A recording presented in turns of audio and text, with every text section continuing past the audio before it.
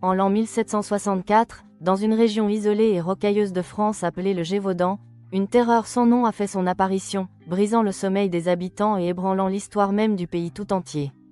Tout a commencé par l'attaque d'une jeune fille dans un pâturage, mais ce n'était que le prélude d'un jeu sanglant qui allait durer 3 longues années. Lorsque les témoins oculaires ont aperçu cette créature, leur sang n'a fait qu'un tour.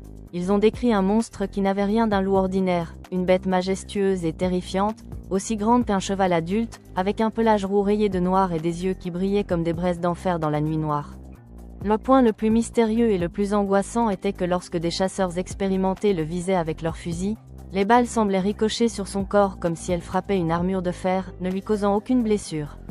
La peur s'est alors propagée que ce n'était pas un animal, mais une ombre démoniaque envoyée de l'enfer pour semer la mort. La terreur était telle que les gens n'osaient plus sortir même en plein jour, obligeant finalement le roi de France Louis XV à envoyer sa garde royale et ses meilleurs tireurs d'élite, mais la bête était si rusée qu'elle apparaissait comme le vent, massacrait en quelques instants et disparaissait dans les forêts denses. Pendant 3 ans, ce carnage a continué, coûtant la vie à plus de 100 hommes, femmes et enfants dans des conditions atroces. Finalement, alors que tout espoir semblait perdu, un chasseur mystérieux nommé Jean Chastel a abattu la créature en utilisant une balle d'argent. Mais le véritable suspense a commencé lors de l'autopsie de l'animal. On a découvert dans son estomac des restes et des os qui ne pouvaient appartenir à aucune proie habituelle, et la structure même de son corps a laissé les experts totalement perplexes. Aujourd'hui encore, la science s'interroge.